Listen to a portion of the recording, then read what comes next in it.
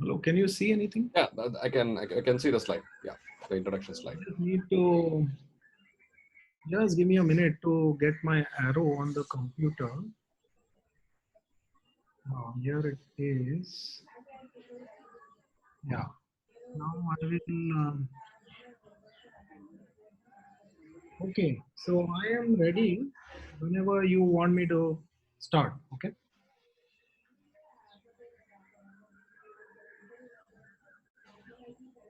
Should I start? Yeah, you can start, Pankaj.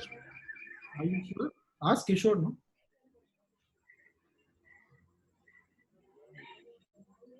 Who is on the panel now with us? Who can hear us? Sir, we can hear us, sir. We can start. Can anyone introduce Pankaj and then start the thing? Kishore, you can do that, or ask any one of your people to do that. Sure, sir, I can do that. Yeah. So in today's topic, that we have two eminent speakers with us. One of them is like Dr. Pankaj Agarwal from Movement Disorder Specialist from Global Hospital, Mumbai. And then his special interest is definitely deep brain stimulations. And today he's here to share with us on the Parkinson's symptoms and then advanced treatments. Over to you, sir. Hi, thanks Kishore, and welcome to my co-panelist Dr. Guru Prasad Hosurkar, whom I have known very well and who is a fellow Parkinson's specialist, and we are together on many movement disorder forums. So it is a pleasure for me to interact with all of you today, and we will just try to look at some common signs and symptoms of Parkinson's disease. And also in the end, Dr. Guru Prasad will speak about some non-motor aspects of Parkinson's. So I will just quickly give you an overview of what Parkinson's is and what are the symptoms. So if you have any questions, then we can take these questions, I think, at the end. So we plan this as a 15-minute talk into two, and then we can go to questions. Is that okay, Guru Prasad? Okay, so I think we all know that Parkinson's disease is also called the shaking palsy. तो इसको shaking palsy बोलते थे क्योंकि ये आयुर्वेद में describe किया गया था in 600 BC. In India, it was actually recognized many centuries before James Parkinson, the British physician, described this disease. And at that time also, there were patients whose whole body was stiff and it was shaking and they could not move. So this disease was known even in centuries ago in India. And in fact, this person here on the screen, Mr. Charak, he's a famous Indian physician. He wrote about this disease. And he also treated this disease by giving some plants, and they contained some amounts of a chemical. And so all this was described much before Dr. James Parkinson, who is here at the bottom. He described this disease. The disease, of course, goes by his name. He was a famous British physician, and the disease goes by his name. However, all these, it has been almost now 200 plus years, right? So it is now 203 years since this disease was described. And a number of changes we have found, scientists have found that dopamine is reduced in the brain. So this was in the 1960s that it was found as this dopamine chemical is reduced. And later levodopa came. I think many of you as patients are taking this medicine on a daily basis. And it is indeed like oxygen for patients with Parkinson's disease because, it is one of the must-have medicines for anyone with Parkinson's and the most effective medicine. So science has really sort of progressed, and there have been a lot of advances in the brain and how Parkinson's happens over these last 50, 60, 70 years. And treatment of this disease is mainly by giving medicines, to replace the missing dopamine. And after a point, if medicines are not effective or there are side effects, to consider surgery. And surgery, as we all know, and we'll come back to that, is deep brain stimulation. So this was the plant. This is very interesting that this was in Ayurveda, it was described. There is a plant called Mucuna pruriens, and Charak, whom we saw on the previous slide, you saw in the photo, he's holding a small mixer, like a small sort of pestle and mortar, and he is grinding these seeds. So he used to grind these seeds, and there was a small amount of a chemical called dopamine, and this used to treat these patients, and many of these patients actually used to improve as well. So all this the Western world came to know later, but of course this is the plant from which the chemical dopamine is derived, and this is now in all your tablets that you are taking every day. So just to quickly, I think all of you know this, but just to see that we have patient, what happens in a typical patient with Parkinson's, and you can see that this person, he is quite old, he's 73. Most patients are with Parkinson's are old, but not all. You can see that his hands are shaking. His jaw is also shaking. And it's a little bit more on the left side. So this is also typical that Parkinson's is more on one side of the body. And as he's trying to move his fingers like this, which I'm asking him to do, he has a lot of shaking of his hands and his jaw, right? When he takes his medicines, he feels better. All these symptoms are less. And he's also quite stiff and slow. So tremor is one of the main components of Parkinson's. It is also called kampavat, which means shaking. So deep inside our brain, there are cells called the basal ganglia, and these are, this is what the cells look like. And look at you can see where my arrow is, correct? And you can see that this black substance here in the brain is the substantia nigra. So I tell my patients that this is the good black substance which is present in everyone's brain. And when this is missing, when these cells are dying, this black substance, then there is abnormal change in the circuitry of the brain which produces Parkinson's. So here you can see this is a normal brain and this is a Parkinson patient's brain. After death, if you cut the brain and see what is happening inside, you can see that this black substance called the substantia nigra means black, is missing in the brain of Parkinson patients. So what does this effectively do? We'll come to that. Look at this another patient who is also, around 71, and he has had Parkinson's for 10 years. So now if he doesn't take his medicine, he becomes very stiff and slow and he cannot get up from the chair. You can see that his son is helping him out. So after he takes his medicines, he becomes almost like normal. So this is an important aspect of this disease. Patients are quite surprised when they tell us in the beginning that, doctor, when I take the medicines, I am completely normal like you. But when I don't take them, in one day, in 1 minute, I can sometimes in 5-10 minutes, I can become very, very off or very, very slow. So this is the natural day in the life of a Parkinson patient. Sometimes they become normally, and sometimes there's overshoot of the dopamine and they get extra dancing movements. So you can see when this person is off, he's walking very slowly and his movements are very slow and stiff. And because of this, he has to take the medicines all day. So I told you that the black substance which is missing, what does it really do? Right? So when the black substance in the substantia nigra is missing, this sets off a series of changes in many nuclei in the brain. So there's a caudate, putamen, globus pallidus externa, globus pallidus interna, thalamus, subthalamus, all these circuitry in the brain becomes abnormal. And the end result is that movement is reduced because there is reduced thalamocortical activation.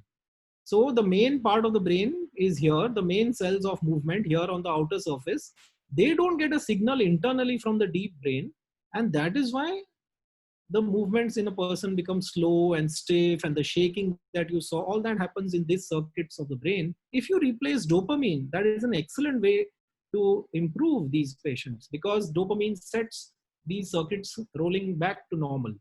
Also, when we will come to that, we'll come to that a little bit later, that these cells, like in the green, you see the nuclei over here, these nuclei are not functioning properly, and sometimes we have to put a wire in the brain like we do in deep brain stimulation, and we have to zap them with some electricity. And by doing that, again the symptoms of Parkinson's are reduced very much. Okay, so we'll come back to that. So some people say that Parkinson's happens only in the elderly, but you can see that this patient is quite young. He's 40 and he has a tremor in his right hand, and in some time you will see that his right leg is also shaking. So he has very early disease, but even in young age people can develop tremor and Parkinson's disease. Now, one more aspect of the tremor of Parkinson's is it progresses as the disease progresses. So now you will see in a second another patient. You see his hand is also shaking, his right hand when he stands.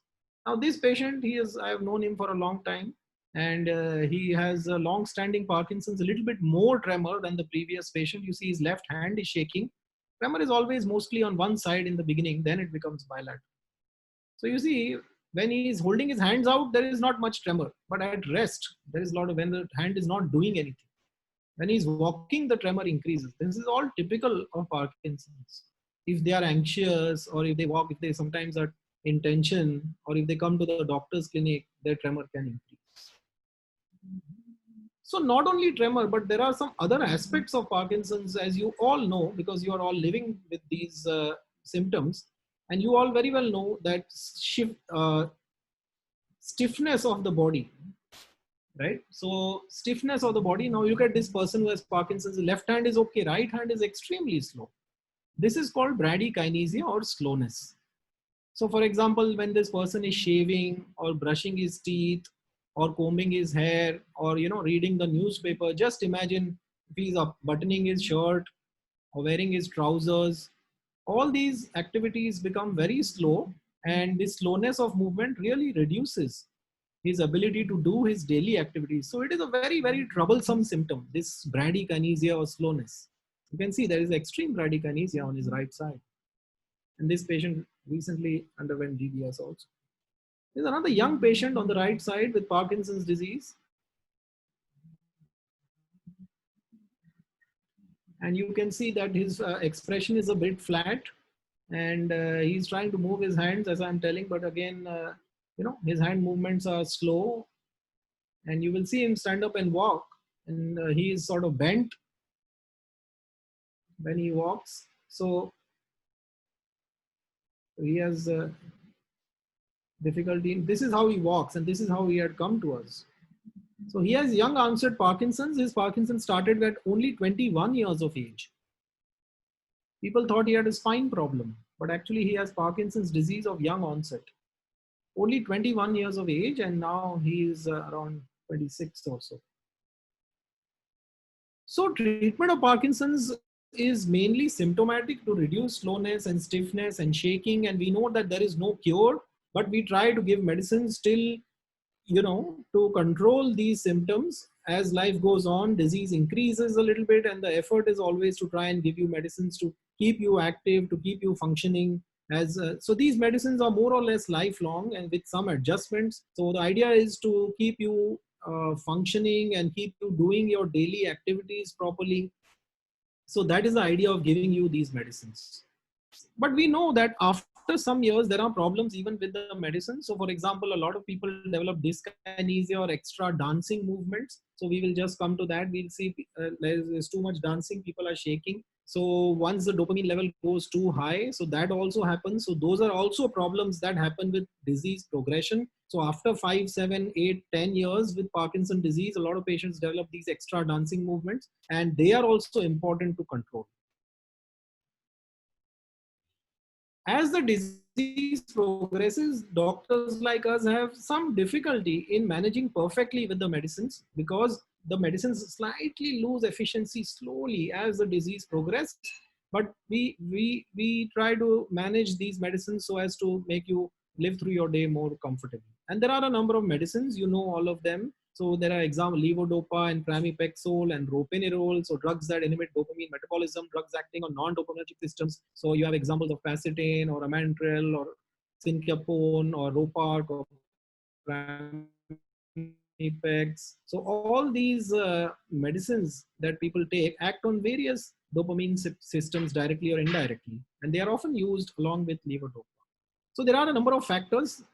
in deciding like who gets what treatment. So depending on your age, we try to make the choice whether you need to go on a dopamine agonist, or these are different classes of medicines. So we decide based on your specific individual sort of characteristics. Exercise is very important for Parkinson's disease patients because that is a natural way to boost your dopamine. So always remember that. I always emphasize that, because exercise is cheap, and it is not marketed like drugs, but it is actually an excellent, think of it as a medicine, and take it on a regular basis, exercise, because it naturally increases your dopamine.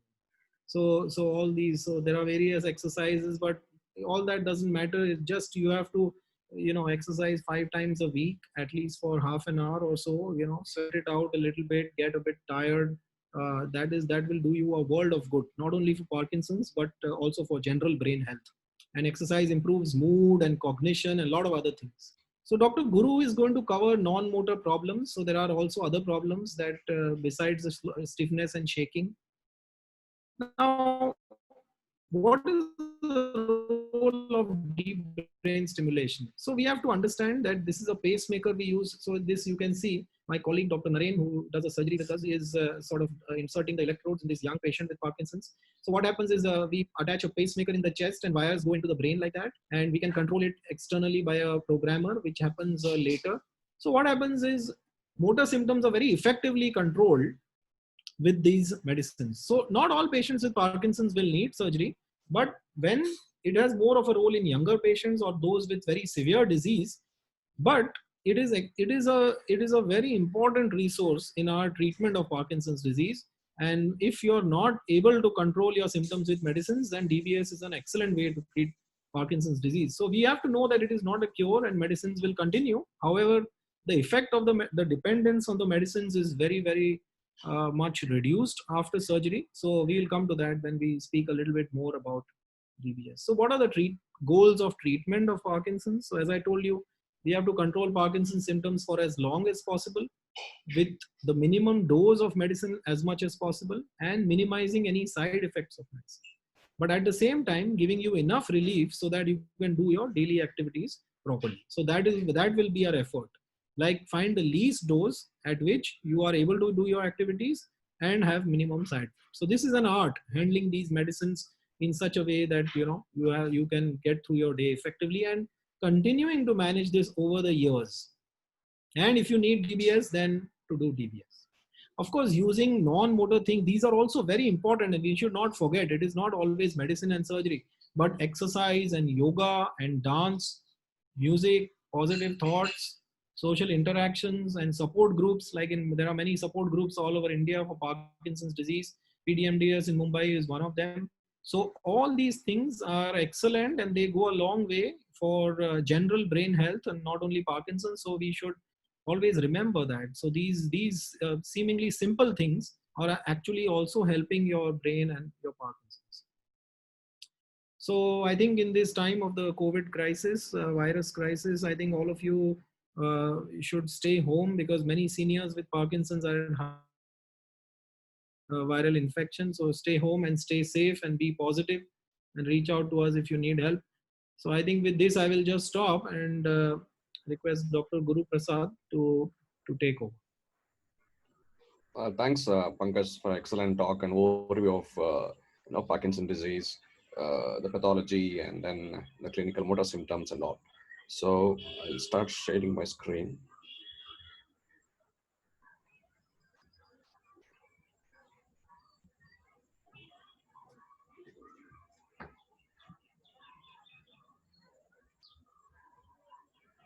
You able to see my screen?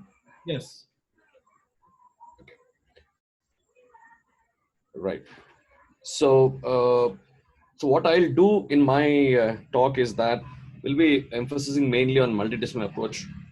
Why Parkinson disease requires a multidisciplinary approach, unlike disease which is a much more simpler. Like you have one specialist or two specialists looking into that. Why does a patient with Parkinson disease require so many specialists to see, apart from the motor movement disorder specialist, function neurosurgeon if the patient is going for DBS. Why do you need that? Because as we all understand is Parkinson disease is not just motor disease. As Pankaj said, though it predominantly starts at motor syndrome, and we consider it as a motor syndrome.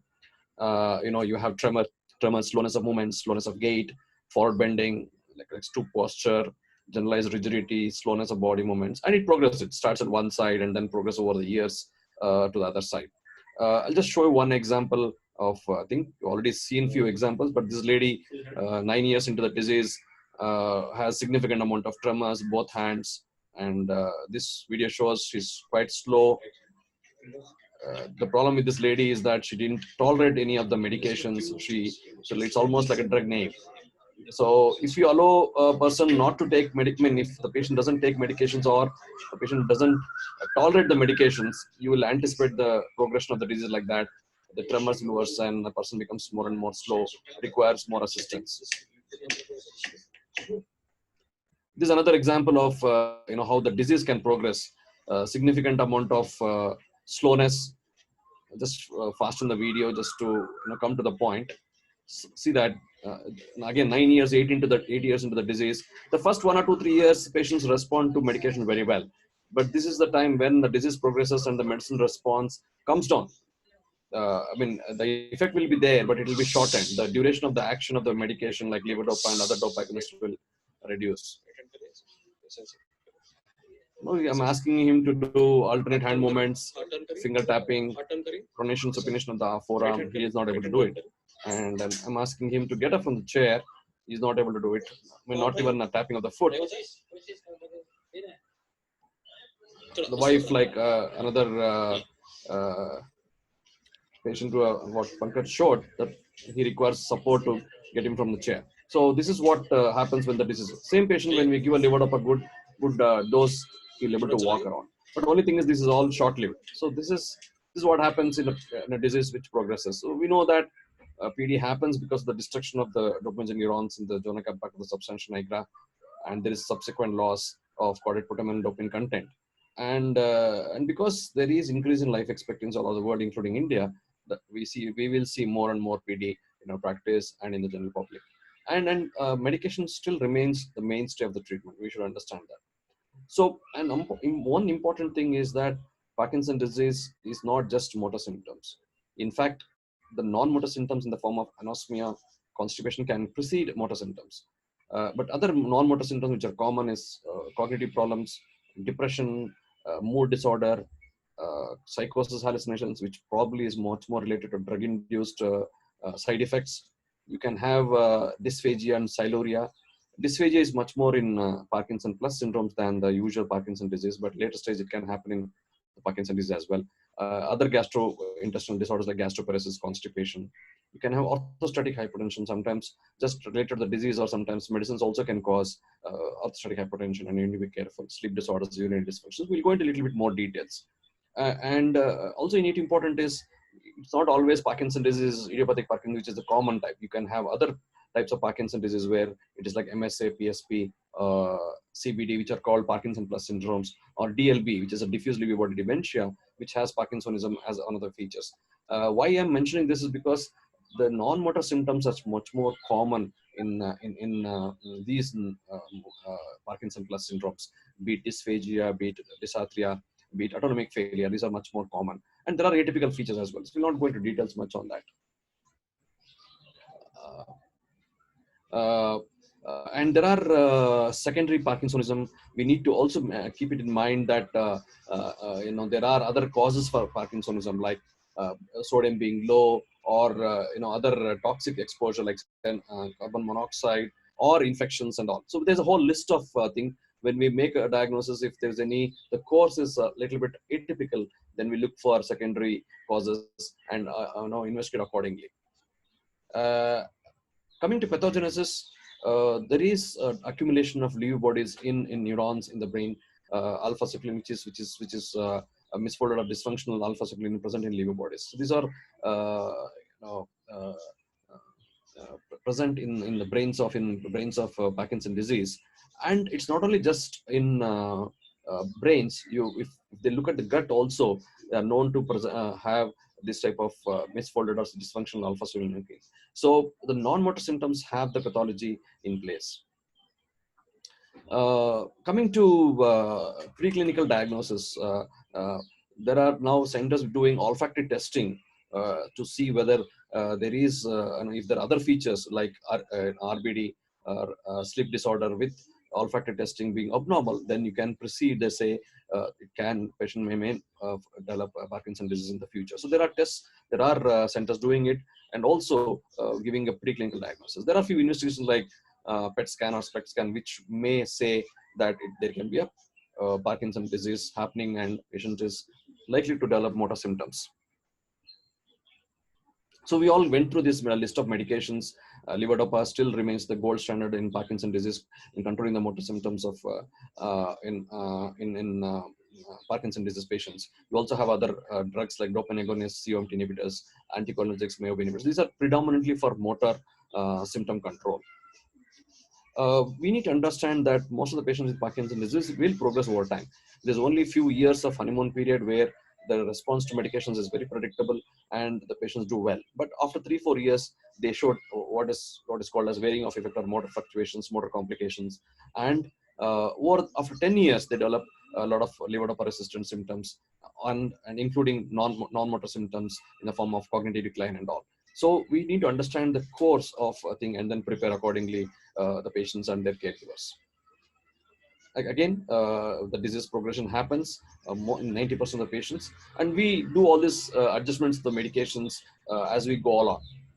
And we also consider alternative treatments like surgery or apomorphine pump or deodopa in select cases if the patients have severe motor symptoms and they're not responding. So this is the flow chart. What we do in late Parkinson's disease, we try to modify the levodopa dose, add dopamine agonist or COMT inhibitors or MAO inhibitors to these patients on levodopa. Or if they develop dyskinesias, we need to adjust the doses. So we reduce the levodopa dosages. And if that doesn't help, then we consider for DBS surgery. So Dr. Pankaj will talk about that in his second talk. So coming to the non-motor symptoms, as I mentioned earlier, even preceding the motor symptoms, you can have hyposmia, that is decreased smell sensation, REM sleep behavioral disorders like dream enactment in the things, violent behavior during sleep, falling from the sleep. All that can happen preceding the motor symptoms. You can have excessive daytime somnolence. You can have depression, anxiety, can all precede the motor symptoms. And as I said, as the disease progresses, the motor symptoms progresses, developing motor fluctuations,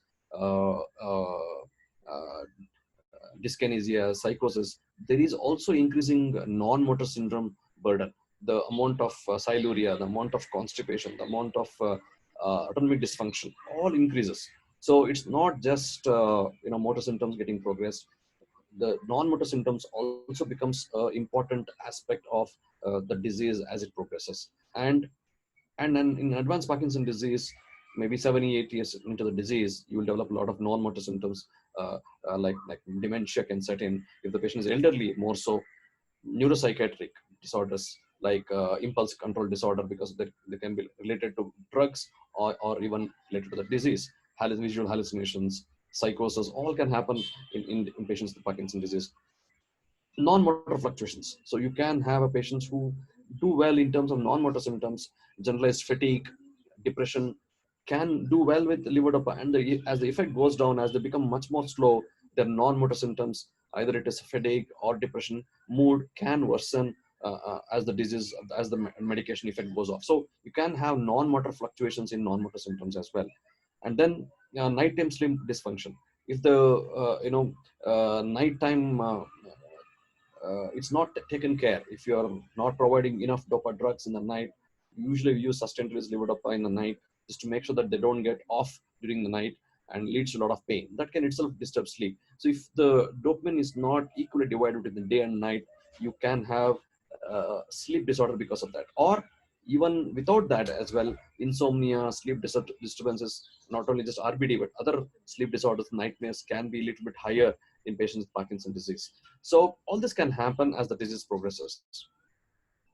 So going into much more detail about non-motor symptoms in Parkinson's disease, uh, coming to neuropsychiatric problems, as I mentioned, depression, 20 to 30% of patients with Parkinson's disease can have depression, anxiety, even in a moderate stage of Parkinson's disease. Apathy, it's not just motor apathy, but even uh, in terms of generalized apathy or motivation, decreased motivation can happen with Parkinson's disease. Psychosis can be seen in the disease. Visual hallucinations, delusions, impulse control disorder, which are much more common with people who are on dopa agonist drugs, and we need to adjust the dose to reduce this impulse control disorder related symptoms. Autonomic dysfunction, it can be various autonomic dysfunction. Coming to GI, you can have constipation, nausea, dysphagia, dribbling of saliva. Urinary complaints is a very common thing that can be overlapped with because we see Parkinson's disease in much more elderly population. You can have urinary complaints related to prostate issues. So that's where the multidisciplinary approach comes in picture in patients with Parkinson's disease, because it's very difficult to just get the history and know the patient is Parkinson's disease and decide this patient is having urinary complaints related to Parkinson's disease. You can have nocturia, increased frequency of urination in the night. You can have urinary difficulty in voiding, hesitancy. You can have urgency and frequency. That can happen in other patients as well, other conditions as well, like prostate, BPH, or if you have any other reason for your bladder dysfunction, you can have that. So needs urodynamic study. You need inputs from the urologist. So that's where you need a multidisciplinary approach. You can have other symptoms like excessive sweating. You can have excessive sweating related to dyskinesias. It can be part of the motor fluctuations, or it can be part of the autonomic dysfunction. You can have blood pressure fluctuations. Orthostatic hypertension in elderly is very common. Even in typical Parkinson's disease, this is seen much more common in atypical Parkinsonism or Parkinson plus, but in elderly we can see orthostatic hypertension. So we need to titrate the medications accordingly. So when the patients come for follow-up, what we do usually is to have the checklist. We need to ask what is the symptoms concerning them. It's not enough that the tremors are gone, the person is walking well. That's not good enough. So we need to check all this non-motor symptoms, complaints, and then act accordingly. Sometimes if you have orthostatic hypertension in a patient elderly, we try to trim down the levodopa dosing, or if the patients are on other medications like antihypertensives, on diuretics, we tell them to reduce it, or if there is any investigation to be done, we take the help of the cardiologist. So most important to keep in mind is these are elderly patients. You can have various other diseases which can contribute towards this type of problems, like urinary complaints or this type of autonomic symptoms. So we need to keep that in mind. Sleep disorders, as I discussed already, you can still have restless leg syndrome, PLMS, that is periodic movements, insomnia, all present in Parkinson's disease patients. Sensory symptoms, this is much important thing, and we sometimes try to ignore. Think patients with Parkinson's disease in advanced stage can complain of a lot of pain, either because of the stiffness, dystonia. They can have severe pain in the foot, in the hands. So we need to examine them in detail, and then whether the pain is coming from the musculoskeletal system, it's a neuropathic pain, or because of the stiffness. We need to delineate that and then act accordingly. So pain is an important aspect of a non-motor symptom in Parkinson's disease. We need to look at that and then treat accordingly. Fatigue is a very important thing. It can start again at moderate to advanced stage of Parkinson's disease.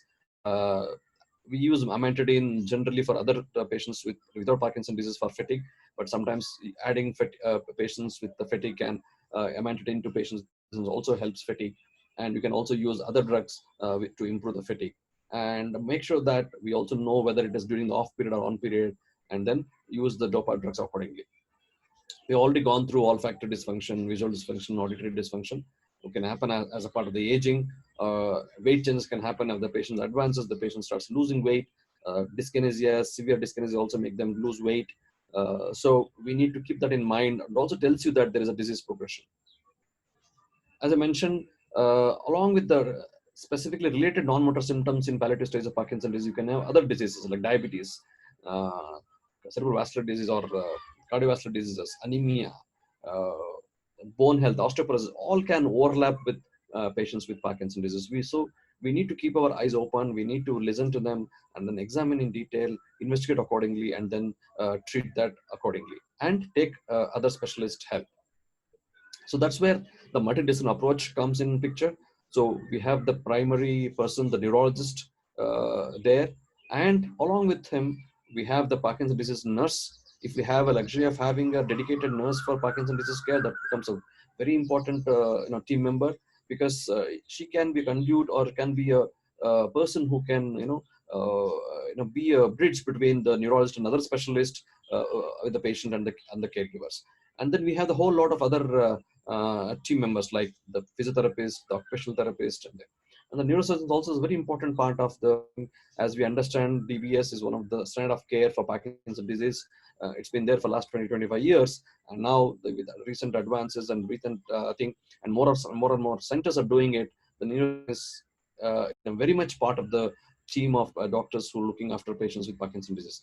Then other specialists like urologists, like this sex therapist, dietitian, the sleep specialist, gastroenterologist, all we need their inputs and assistance sometimes, in certain patients who have complex problems, and then act accordingly.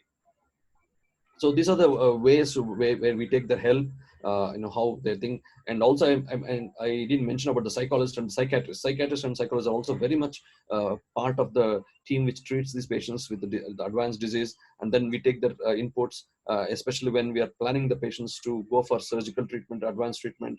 We make sure that they're not very much cognitively down or severely depressed, because that becomes a contraindication. So every stage of the disease we take the help of thing. And again, the physicians, patients are in remote parts of the country or in the state. You need to have a person or a doctor, a general practitioner, internist who can treat them immediately if there's any issues. And then if a need comes, then they can reach you in the cities. So I think we need to have the whole team giving the task, goal set for each specialist, and then I act as a team. We'll go a little bit faster. So, I mean, Dr. Pankaj spoke about the importance of the exercise. So I can't, talk more on that, because exercise is very much important part of thing. Either is a part of the therapy, physiotherapy, or just exercise. Because in mild to moderate Parkinson's disease, we all know the patients are independent. They can do their exercise themselves. They need a little bit of guidance. Can give them set of exercise which definitely helps them in terms of overcoming motor symptoms in Parkinson's disease. But mind you, the exercise will also help non-motor symptoms, because doing regular exercises definitely helps the cognition. We all know that in dementia, patients with dementia also, we encourage them to do regular exercises. Sleep improves with exercises, mood improves with exercises, and sensory abnormality, the pain, what I mentioned, important part aspect of non-motor symptom, can get relieved with regular exercises. And with improving motor symptoms, we know that the on period, the effect of the drugs on Parkinson's disease definitely improves with exercises. Exercise can be just a regular walk for half an hour to 45 minutes, cycling, swimming, whatever is easily accessible, either indoors or outdoor exercises. Like right now we are in a lockdown, we can't go out, so you need to have a set of exercises which can you do within the home.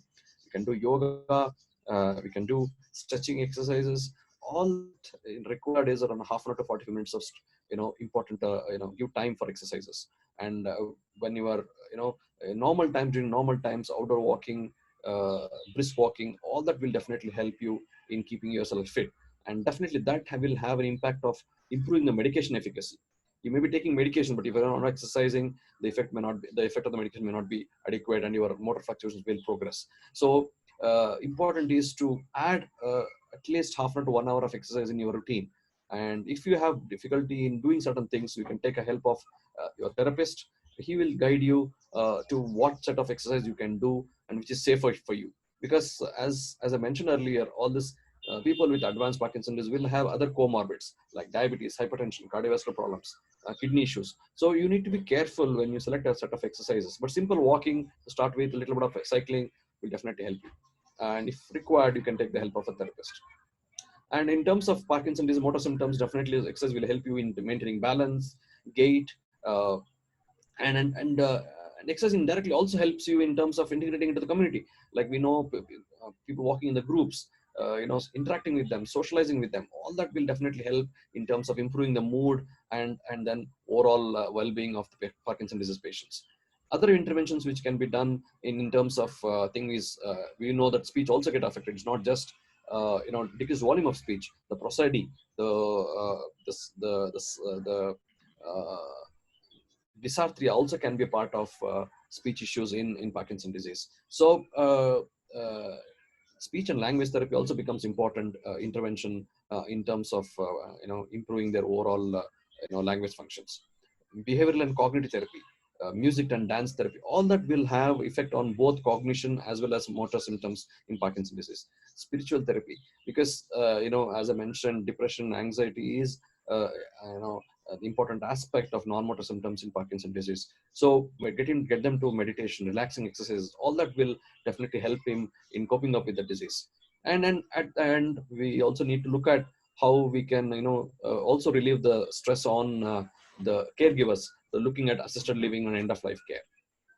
So what we mentioned with a multidisciplinary approach is that basically what it means that we need to work as a team. We need to synergize our steps of management, communicate with each other, and to get the best out of it to treat the patient. So what it also tells that when we work as a team, there's the improved proximity physically, easily accessible, because if you know that there's a person who's looking after this for this aspect, I need to pick up a phone, or if they're around, talk to them. This is what the problem is. We schedule, we have that quick answer, and then we give the solutions. So it can happen. It can apply in both outpatients and inpatients. And as the disease progresses, we come across a lot of treatment gaps. So we need to find better solutions, effective solutions to treat these treatment gaps and get over these problems. And especially in patients with DBS. So we treat, I and my neurosurgeon, we're always there to troubleshoot. If there is any problem with, we're doing some certain programming, it doesn't work. So we both together with the help of PD nurse, we'll find the solutions quickly. So teamwork will always help. And then we need to have the treatment goals, flowcharts done, so that whenever there's a patient, because there's also importance of time, cost involved. So if we are effective in working as a team, that becomes much more important. Ultimately, it's all to improve the patient outcomes. So shall I go ahead with the COVID thing, or? I think what I can do, if you agree, is quickly go about DBS, right, because that's correct. So I'll you can start that part, and then I will talk a few slides on. Talk a few things on COVID and Parkinson disease. okay. Yeah. Thank you all. So thank you, Dr. Guru. That was an excellent talk, and you can note that a lot of features are not only slowness and stiffness and shaking and dyskinesia, motor, but also non-motor. So I think these are very important aspects of the disease which are often overlooked. So that was an excellent overview. So the second part we will quickly move on to is deep brain stimulation for Parkinson's disease. And as we mentioned, it is a very important sort of adjunct. So can you see these slides? No, not yet. Not yet. Huh? I need to share the screen. Okay, sorry. So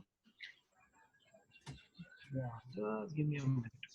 So I will just touch upon what is DBS, the basics. Can you see? Yeah. Yeah. You can see, Guru, right? Yeah. Okay. So what we will touch upon is just the basics of deep brain stimulation, what it is, what role it has in your lives.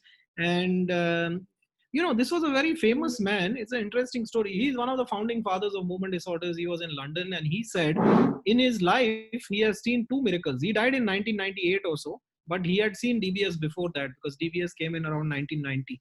He said, in my life, in the treatment of Parkinson's, I have seen two miracles. One was levodopa in the 1960s. Because when levodopa came, it was miraculous. Everyone started walking, patients who were dying, mortality dropped. So levodopa is like a godsend in the 1960s. It became a sensation worldwide. Then nothing happened for many years. In 1990s, DBS came, and he saw a few years of patients. He saw patients actually improving after DBS to an extent which was unimaginable. So this man in 1998, before he died, he said that the other miracle I have seen is DBS. There is a very good reason why he said that. He said that because levodopa treats the major motor problems with Parkinson's disease, and so does DBS. However, they are applied at different stages. Levodopa may be for the early or middle parts of the disease, and DBS is again for the middle or later aspects, later progression of them. So they have a complementary role. And in many patients, almost all patients actually who get DBS, we use levodopa and DBS together. So these are the two strongest scientific interventions for treatment of Parkinson's disease. So what is done in DBS? So as I told you, okay, let us just see this patient. Now you can see, first you look at the left side and you see that video working. Yeah. So he is a young patient with Parkinson's, and he is one of these patients of Parkinson's where DBS plays a very big role in his life. See, he is extremely slow and stiff, and you can see now without medicines he has great difficulty, especially on his left side, opening and closing his hand, and he's looking down, his neck is bent. He speaks very, very softly.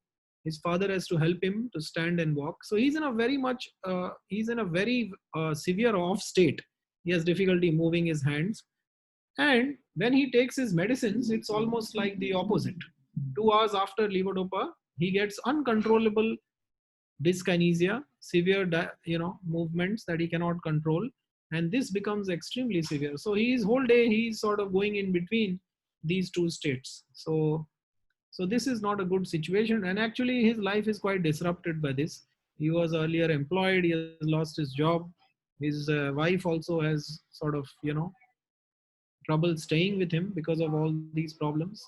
And they tried to get DBS for a long time, and finally they got DBS, and he has improved markedly after DBS. So this is the kind of patient in which DBS will really be life changing. I think we have been through all this, now what happens in the brain. So what really DBS does is it resets the electrical circuits of the brain. And you can see there are two small thin wires we insert from two holes in the skull over here, and they go into parts of the brain called the substantia nigra, the subthalamic nucleus and the GPI, and they are connected from underneath the skin. This wire goes to a pacemaker battery in the chest, and this stimulates these nuclei and resets the motor rhythm, the electrical rhythm of the brain, so that now proper signals are sent to the hands and legs, and thereby improving the slowness and stiffness and shaking. So this is the wire tip in the brain, right? So it is acting on these important areas of the brain and controlling them. So when we stimulate electrically, there is actually a chemical sort of change that happens in the cells around this wire tip. And that is how the brain circuits are sort of modulated. So scientists have studied this, and they have found that there is a marked improvement in the off period. So see, this before surgery, after surgery, the off period is reduced, and the dyskinesia or extra dancing movements are also reduced. So more on time. So you can spend more of your day in a comfortable on state after surgery and be therefore much less dependent on medicines. So this is our friend whom we saw earlier, and after his surgery, you can see that, for example, this is just an example of his walking. You can see that his walking has improved so much, and on the right side he is walking in an off state. So this was not possible before his surgery, because how can you walk? His wife has never seen this phenomenon in 8 years, and she is smiling. How can you walk if you have not taken medicines in patients with Parkinson's? So you can walk if there is electrical stimulation to certain areas, and you can see in the middle his leads are in position in the subthalamic nucleus. So by doing deep brain stimulation, you can improve walking. This is just an example here. To an extent, you can improve slowness and stiffness and shaking and tremor. So this is another example of a patient who has severe shaking, and that this is awake surgery. So patients are awake when we put this electrode, and this patient with severe Parkinson's, without his medicines, you see how his hand is shaking. And after we give the current, and see his hand stops shaking. So it is a very effective treatment, and we can see it on table. So the shaking is also sort of controlled. Another example of this is, this again, one patient has severe shaking of his hand, and what we do is the patient, we remove his medicines the previous night, and in the morning of the surgery his symptoms are all coming back, and we want that because we want the symptoms to come, so that on table we can destroy those symptoms. So here you can see there is tremendous shaking of his right hand. You see how much shaking there is. And as we dial up the current, so I am telling them 1, 2, 3, 4, so that to dial up the current. So as the current is dialed up, you see the tremor sort of disappears. And at the end of the video, the tremor is completely gone at 4 milliamperes. So if you increase the current, until today, his tremor is sort of gone. This person is very effective in tremor of Parkinson's disease. I told you that the dancing movements that happen, they are also a great source of trouble, and they are called dyskinesia. You see the example of this man who takes the medicines, and then he gets uncontrolled. Look at his state. He is unable to sit still, and this happens for many hours in the day. He has extreme dyskinesia, and so after DBS, you will see that in 2 months, his dyskinesia with the same or even less medicine have totally disappeared. So an example that dyskinesia are often very markedly reduced after surgery. So these aspects, the severe tremor, the severe dyskinesia, the walking difficulty, and general slowness and stiffness, they are helped with DBS to a great extent. See another lady, and she gets her dyskinesia around 20 minutes after she takes the tablet. It's a special type of dyskinesia some people get, diaphasic it's called. So she was very troubled by this. After 20 minutes, she gets uncontrollable dyskinesia. And you can see that this is very stressful. Just imagine this going on, and this will last for half an hour, and then she'll be okay. So after DBS, her diaphasic dyskinesia disappeared completely.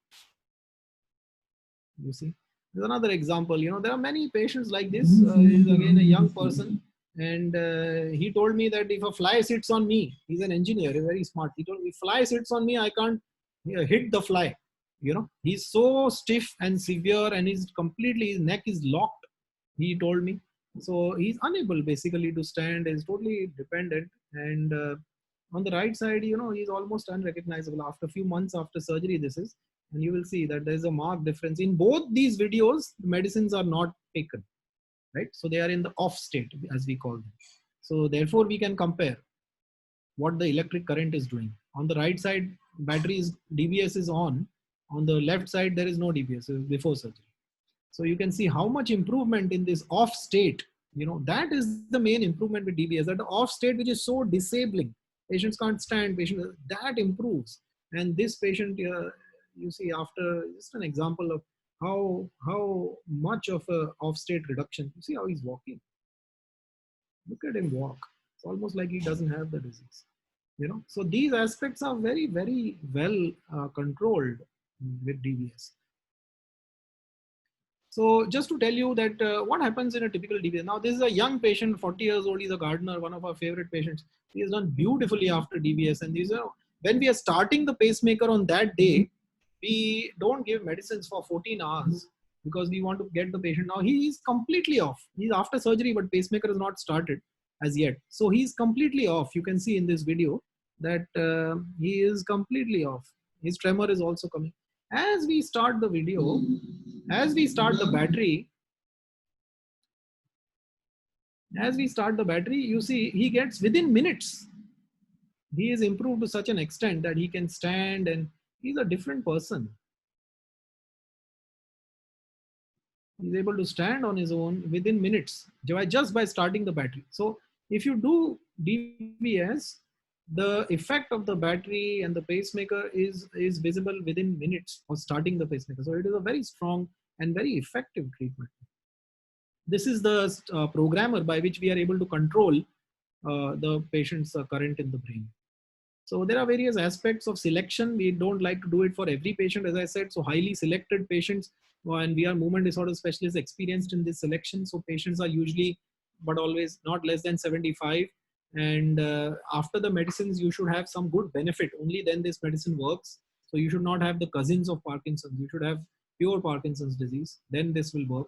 And there are some safety tests that we do, obviously, MRI brain and a test for memory, because if your memory is not working properly, you can't have this.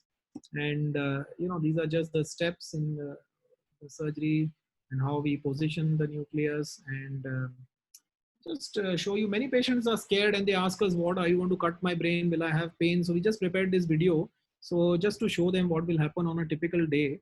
So here I'm asking the patient, how are you comfortable? And in the morning of the surgery, he's saying, yeah, I'm fine. He's not even feeling cold because we have given him a warm blanket. He's not in any pain. So this is how we sort of start the surgery, and he's awake, of course, but without his medicines. And then we will be checking him on his right side. Here we are trying to decide how to go inside. This is all standard. Once we are inside the brain, we see the electrical activity from the brain. And once we know that it is in the right place, we look for whether the stimulation is improving his slowness and stiffness on one side and then the other side. So for 5-6 hours, we are working on a patient, and then finally, we fix the electrodes. So these are just some technical aspects of where that wire goes in the brain. And so these are special brain nuclei for Parkinson's. So the wire tips goes in these areas. So we have to be very precise, and therefore only teams which are able to work in a very coordinated and specialized manner can do DBS properly. So these are all important things. And there is a certain sweet sound of the brain cells that we hear, and we know that it is in the right place. This comes with experience. So but all these techniques on the computer, the computer can tell us. See, here we can see that sweet sound of we can hear even the sound of the cells which are in the when the electrode is in the right spot.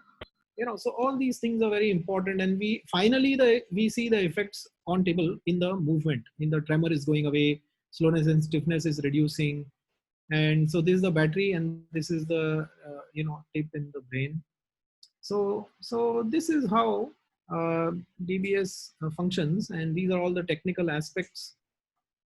So DBS is a fantastic advance of the 20th century. It is not new. It is going on for 20 years now. It is a standard of care all across the world of patients with Parkinson's, and there is a tremendous benefit that DBS can produce in the rightly selected patient.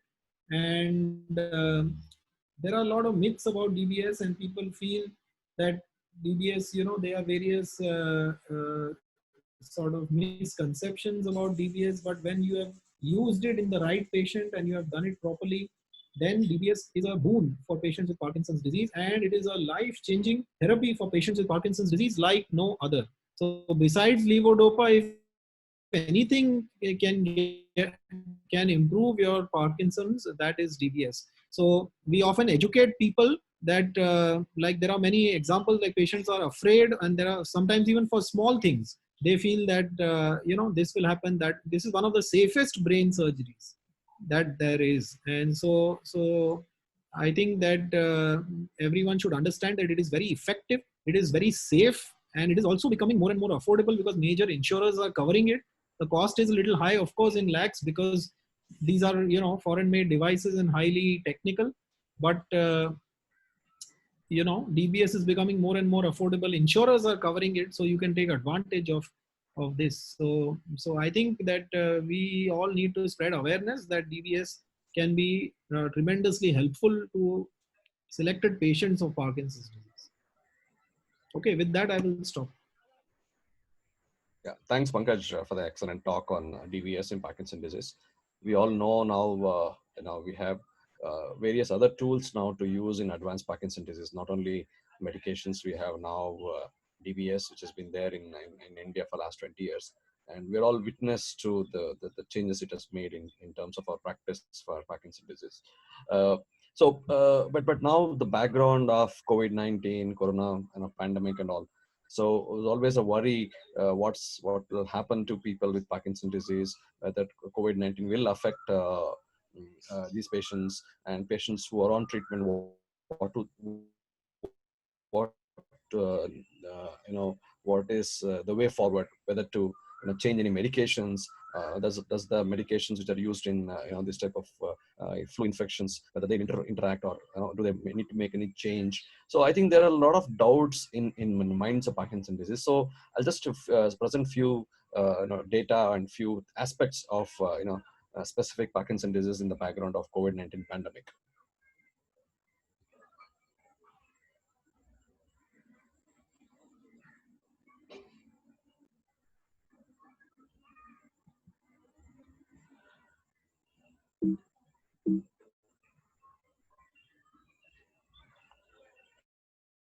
Yeah. So first of all, there is no direct relationship. I mean, that means we are not seeing any patients of COVID-19 having any effect on the Parkinson disease directly, or it doesn't lead to Parkinson disease. This is too early to say, but we are seeing patients coming with anosmia. We already mentioned that anosmia can be a preceding factor in Parkinson's disease. So whether this will lead to Parkinson's, only time will say. We know in 1990s during First World War, Spanish flu led to a patients developing post-encephalitic Parkinsonism. So there are reports of patients developing stroke. There are patients developing encephalitis. Whether later it will be Parkinson's disease, we don't know. So right now we don't have any data on that. But as we all know, we've been reading in newspapers, we're reading, watching TV, saying that the elderly population are at a higher risk of developing severe infection. So infection anyone can develop, but question of developing severe infection and going on to ventilation and all, definitely patients with an elderly and in Parkinson's disease more so, because we know that in Parkinson's disease, especially Parkinson's disease patients plus patients will have some problem with breathing capacity. If they have severe disease, if they have severe dyskinesias, their breathing capacity will have a little bit of limited capacity. So and a very poor cough rate. All that makes them vulnerable in terms of developing severe infection and related complications. So that's one thing. Uh,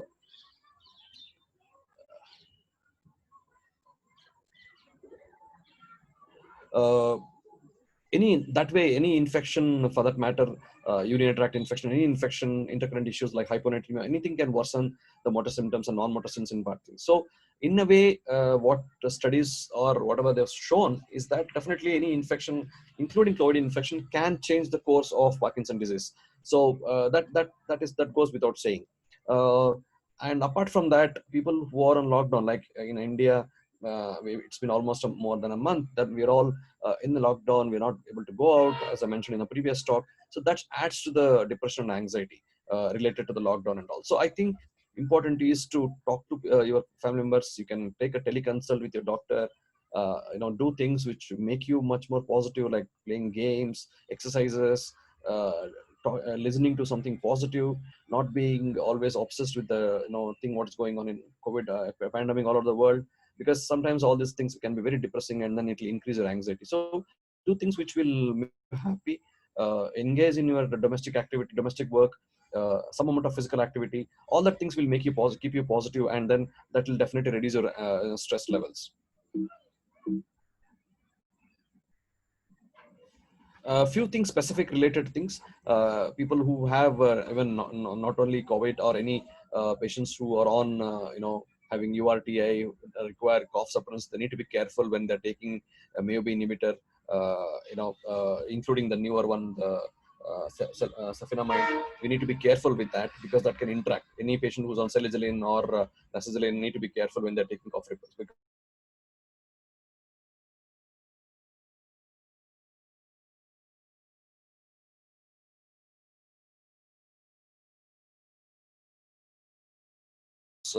later developed resistance and no more used for this condition, for viral conditions. So not been tested yet in COVID-19. We'll have to only time will say whether that can be used thing, or patients who are not on amantadine, whether we need to use restart on amantadine in patients with Parkinson's disease now. So I think that is still not thing. Because sometimes there can be situations in India where we're lucky that way. The pandemic is not well under control.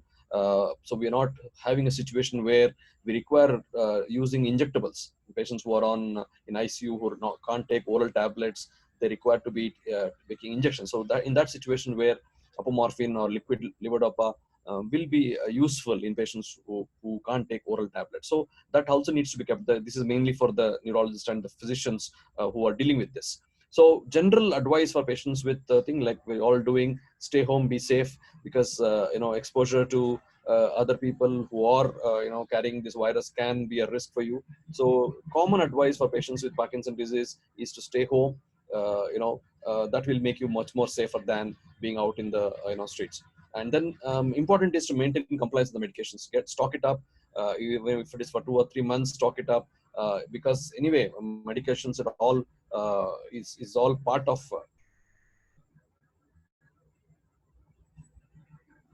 So and other advices is that maintain hydration, make sure that you get regular sleep and good oral intake. So I mentioned about all this exercise, walking, stretching. So keep yourself physically fit. Wear mask when you're going out. Do sanitary, sanitation.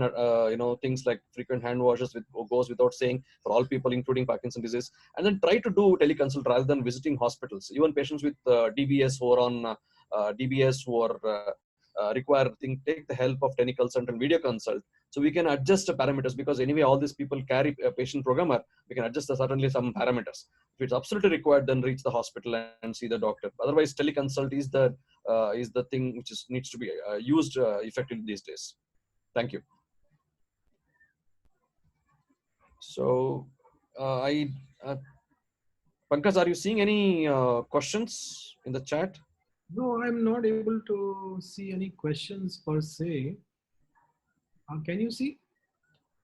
Not really. Chat. So we can just ask them if they have any questions. I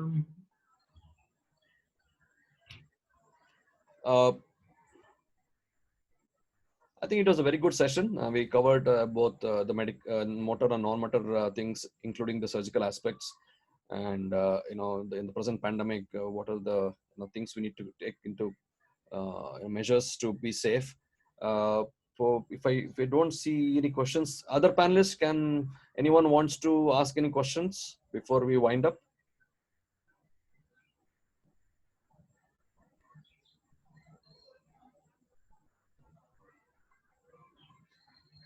So what we'll do is, Pankaj, is if they have any questions, let them because I think the participants are less. They will probably watch the recorded version and let them pose questions to us. Then we can probably mail them or that's a good idea. And yeah? I think we can leave an email behind.